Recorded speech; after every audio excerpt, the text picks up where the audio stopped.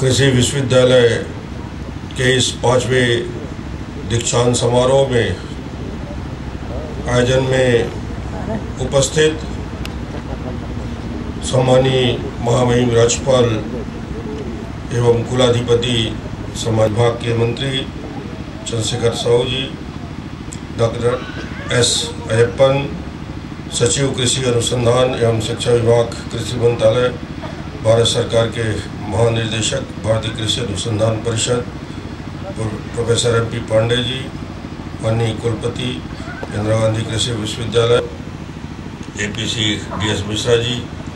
और सभी आमंत्रितगण, आज का यह अवसर मैं बधाई देना चाहूँगा हमारे छात्र छात्राएं जिन्हें स्वर्ण पदक मिला, उपाधि आज जिन्होंने ग्रहण करके एक संकल्प यहाँ दोहराया कि उपाधि लेने के बाद वो छत्तीसगढ़ और देश के गांव में और खेत में जाके काम करने के लिए तैयार है। मैं आपको बधाई देना चाहता हूँ। आपकी ऊर्जा और जिस उत्साह के साथ आपने अपनी सहमति दी, ये बताता है कि आप जो सीख कर जा रहे हैं उसका उपयोग नीचे स्तर में किसानों के लिए छत्तीसगढ़ के ग्रामीण अंचल में इसका लाभ मिलेगा और आप उसके लिए तैयार हैं। इसके लिए मैं बधाई दूंगा। मुझे लगता है कि जिन विषयों को चंद्रशेखर जी ने चिन्हांकित किया कि छत्तीसगढ़ की आवश्यकता क्या है और छत्तीसगढ़ के निर्माण के 10 साल पूरे और इस महाविद्यालय के 25 साल पूरे आप कर रहे हैं। इस 10 साल की यात्रा में हमारी प्राथमिकता क्या है और देश की प्राथमिकता क्या है। जब हम देश की जीडीपी की बात करते हैं,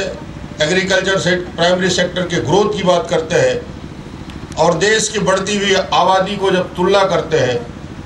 और 2020 और 2030 की कल्पना को अपने सामने उस आबादी के आंकड़ों के साथ साथ हमारे प्रोडक्शन जो बढ़ रहा है या प्रोडक्शन की रफ्तार है कृषि क्षेत्र में, उत्पादन, एग्रीकल्चर और एलाइड सेक्टर में, तो ये चिंता करना देश के वैज्ञानिक और कृषि जगत के लोगों के लिए और राजनीतिक क्षेत्र में काम करने वालों के लिए चिंता का विषय रहा है कि क्या हम 2050 तक 2020 के बाद उस यात्रा में अपनी रफ्तार को बढ़ा पाएंगे। क्योंकि जिस प्रकार से पिछले पंचवर्षीय योजना और आने वाले 5 साल के लिए टारगेट गवर्नमेंट ऑफ इंडिया ने फिक्स किया है, कृषि विभाग ने